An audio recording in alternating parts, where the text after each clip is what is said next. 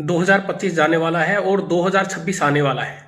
कर्मचारियों के लिए सबसे बड़ी उत्सुकता 2026 में है कि आने वाला जो 8वां पे कमीशन है वो क्या रहने वाला है, किस फैक्टर से, क्या फिटमेंट फैक्टर्स 8वें पे कमीशन में लगाया जाएगा और कितनी कर्मचारियों की सैलरी होगी और कितनी कर्मचारियों का इनहेंस होगा। ये सबसे बड़ा महत्वपूर्ण मुद्दा आज की डेट में कर्मचारियों से संबंधित है।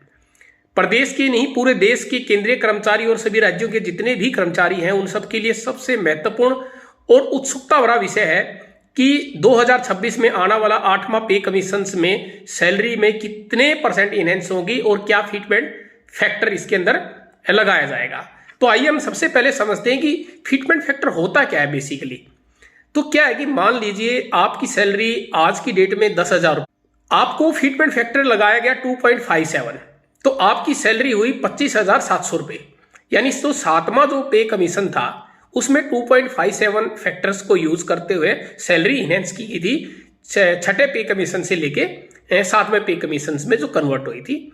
तो बहुत सारे साथियों को यह डाउट रहता है कि उस पोस्ट की जो इनिशियल जो सैलरी है, जो फिटमेंट फैक्टर है, जो फिटमेंट जो फैक्टर है वो उससे मल्टीप्लाई होगा या आज की डेट में उसकी वो बेसिक से मल्टीप्लाई होगा। तो मैं आपको एक छोटे से एग्जांपल से समझाता हूं। अप्रैल 2016 में एक इंस्ट्रक्टर्स का जो बेसिक पे था वो 35,400 था, लेकिन हर साल उस पर एनुअल इंक्रीमेंट लगते हुए, फॉर एग्जांपल अगर वो 41,000 है तो 41,000 को उस फैक्टर से मल्टीप्लाई करना होगा जो फैक्टर 8वें पे कमीशन में कमीशन के द्वारा यूज किया जाएगा या लागू किया जाएगा। तो उस फैक्टर से उसे मल्टीप्लाई करना होगा। तो फिटमेंट फैक्टर क्यों जरूरी होता है, सबसे पहले तो यह समझने वाली बात है सभी कर्मचारियों को एक समान तरीके से वेतन की बढ़ोतरी की जाए। फिटमेंट फैक्टर का क्या फायदा है, चाहे वो किसी भी पे लेवल पे हो, किसी भी पोस्ट पे हो, तो उसकी सैलरी में इक्विवेलेंसी बनी रहे।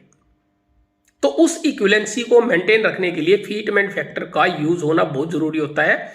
और दिसंबर 2025 में जो भी कर्मचारी जिस पोस्ट पे कार्यरत है और जो वो बेसिक ड्रा कर रहा है 31 दिसंबर 2025 को, तो उस फिटमेंट फैक्टर से उसे मल्टीप्लाई किया जाएगा।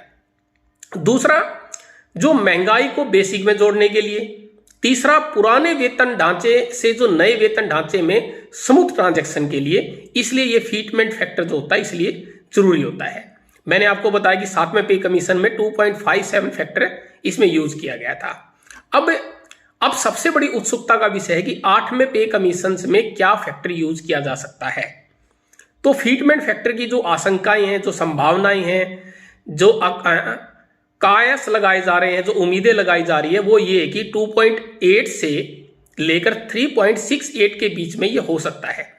इसकी कोई अभी तक केंद्र सरकार के द्वारा या आयोग के द्वारा आधिकारिक यानी ऑफिशियल कोई भी इस तरह का नोटिफिकेशन या इस तरह की कोई घोषणा नहीं हुई है, कोई नोटिफिकेशन जारी नहीं हुआ है। लेकिन ये उम्मीद की जा सकती है कि 8वें पे कमीशन में जो फिटमेंट फैक्टर है वो 2.8 से लेके 3.68 के बीच में इंप्लीमेंट किया जा सकता है। और अब मैं आपको थोड़े मोटे तरीके से समझाता हूं सैलरी का कैलकुलेशन हम कैसे करेंगे। सैलरी का कैलकुलेशन करने के लिए मैंने आपको बताया कि 31 दिसंबर 2025 को जो आपकी बेसिक होगी और जो फिटमेंट फैक्टर होगा उसे मल्टीप्लाई किया जाएगा।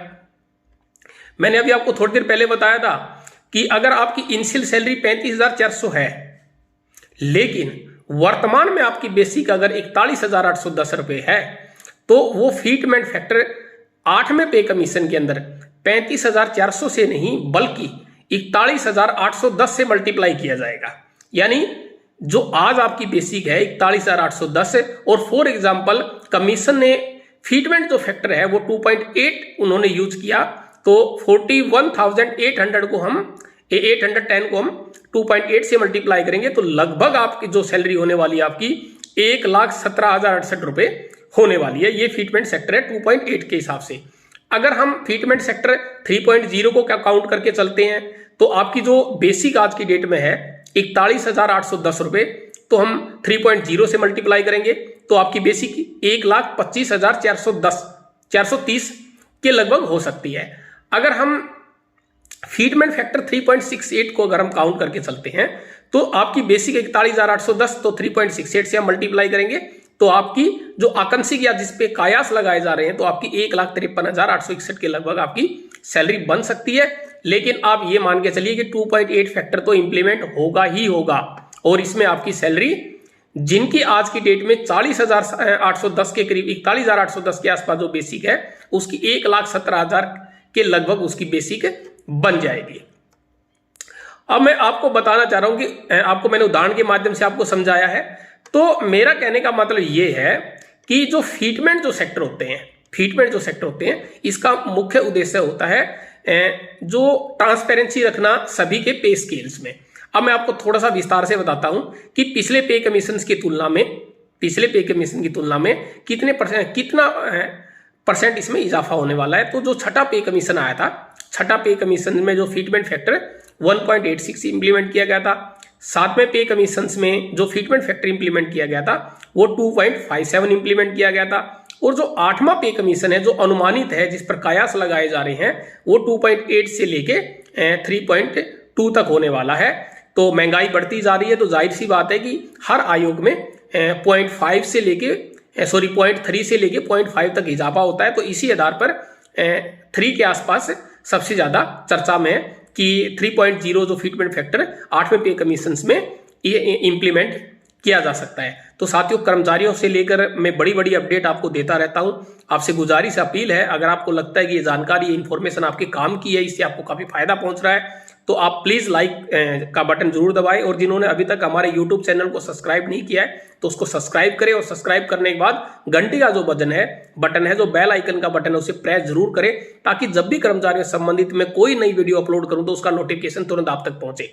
आपसे यह भी अपील करूंगा, आप चाहते हैं कि सभी कर्मचारियों को ये महत्वपूर्ण जानकारी मिलती रहे, तो आप इस वीडियो को प्लीज हर व्हाट्सएप ग्रुप में, जितने भी कर्मचारियों के व्हाट्सएप ग्रुप है उससे आप उसमें शेयर करने का कष्ट करें, ताकि सभी कर्मचारियों को इससे संबंधित जानकारी मिल सके।